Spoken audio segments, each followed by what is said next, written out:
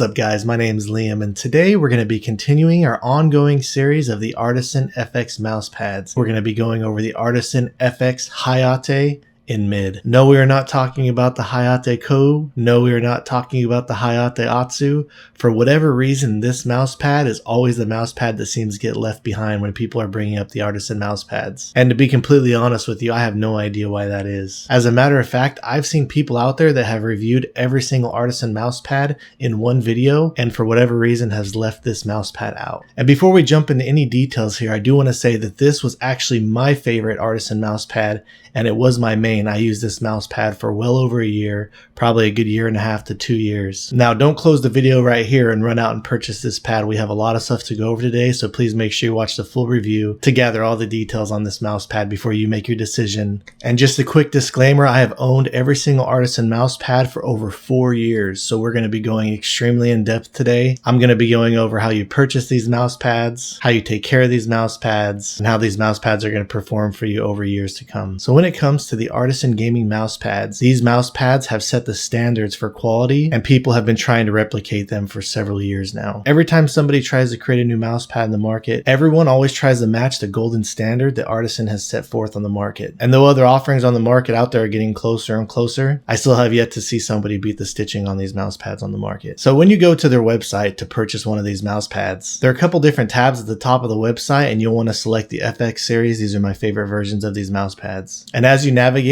down to the option for the Artisan FX Hyate, you're going to notice that you're going to be presented with a few different options. First off, this version of the mouse pad only comes in one colorway, which is the black colorway, but you'll have your choice in picking different sizes such as medium, large, and extra large. The medium version comes in at 31 centimeters by 24 centimeters. The large version comes in at 42 centimeters by 33 centimeters. And the XL version, which is my recommendation for the size for you to purchase, comes in at 49 centimeters by 42 centimeters. There's also going to be 3 options that allow you to decide the plushness of your mouse pad. The mid version, which is the stiffest of the 3 options, comes in at 3 millimeters. This version of the mouse pad is pretty firm and you can't really push into the mouse pad very well. The next version is the soft version and that comes in at 3.5 millimeters. This version definitely feels much more plush than the mid version and it allows you to push in the mouse pad a lot more for greater stopping power. And then the final version is the X soft version and this one comes in at 4 millimeters in thickness. So if you're looking for a version of the mouse pad that has the most stopping power, this is going to be the one for you. The X soft version also sticks to the desk better than the other two. Though I feel like there's a much greater difference with the mid version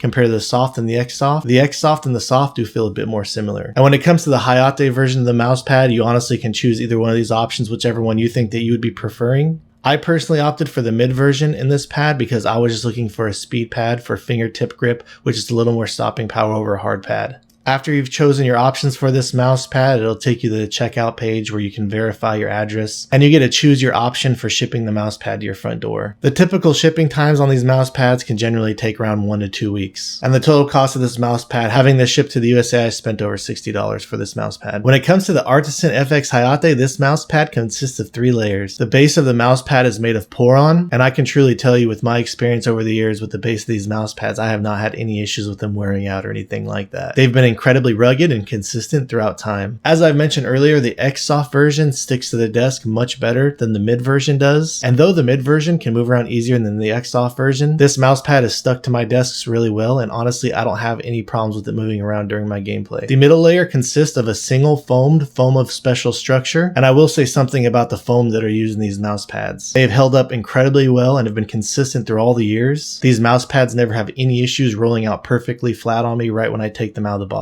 And I haven't noticed any signs of the foam in these mouse pads degrading over time. They've held up and they've been just as consistent from the time that I purchased them to today. And to the final and most important part of the mouse pad, which is the surface. The surface of this mouse pad is made out of polyester and they use a very tight jacquard weave pattern on top of it. The thing that sets the Hyate apart from all the other versions is that this is an incredibly smooth surface. When comparing this pad to the Hyate Kou or the Hyate Atsu, both of those pads have a very high texture to them. And this pad is very smooth to the touch touch. The surface of this mouse pad actually feels smoother than the FX0, and it's pretty similar in consistency as the Raiden. Where this mouse pad differs from the Raiden is I feel like the surface of the Raiden is this overall softer texture, whereas the material on the Hyate feels a bit more firm. And where I felt like this mouse pad excelled over the others was while using fingertip grip. When rubbing your finger across the surface, the X-axis does feel slightly smoother than the Y-axis. However, the speed difference between the two honestly feel very consistent, and it has a very quick glide along the X and Y axis. So when it comes to the speed of this mouse pad, I would definitely say it's somewhere on the level of the Hyate Atsu, where there is a very low amount of initial friction, giving you a very consistent glide throughout. The best games out there I can recommend this mouse pad for would be games like Fortnite, Apex Legends, and Overwatch. It's pretty much a consistent player in all terms of speed pads that are out on the market. So when it comes to talking about what types of mice are going to actually work best on this mouse pad, I definitely feel like these mice work great on here and have a consistent glide, but I have noticed that when you do have bigger feet,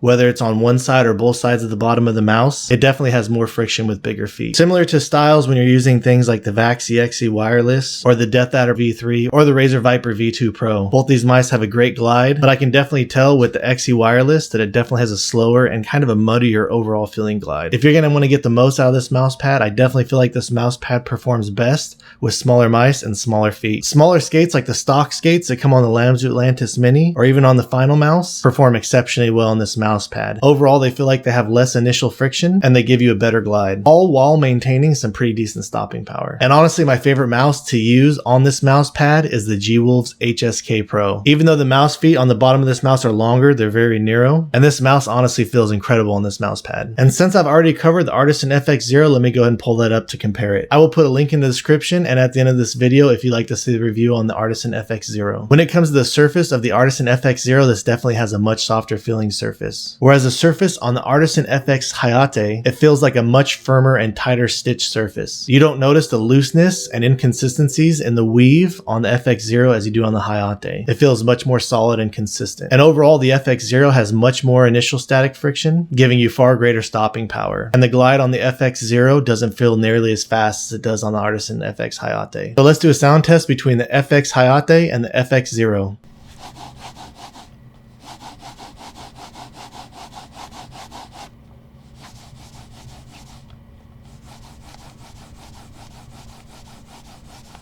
Next up, comparing it to the Artisan FX Hyate Kou. Again, I also did a review on this mouse pad, link down in the description, and I'll put one at the end of this video if you'd like to go check out the review on this mouse pad. The texture on the surface on both of these mouse pads feel very tight, and the difference is the Hyate Kou definitely has a much heavier textured surface, overall giving you a much scratchier feeling on the mouse pad, whereas the overall surface on the Hyate FX has a much smoother surface. And though the speed of these two surfaces can vary depending on the skates that you have on your mouse, I'd say overall the smoothness of the FX Hyate gives you a better and more consistent glide, especially when using smaller skates on your mice. And in my personal opinion, I absolutely favor the Hyate over the Hyate Kou. So let's do a sound comparison between the FX Hyate and the FX Hyate Kou.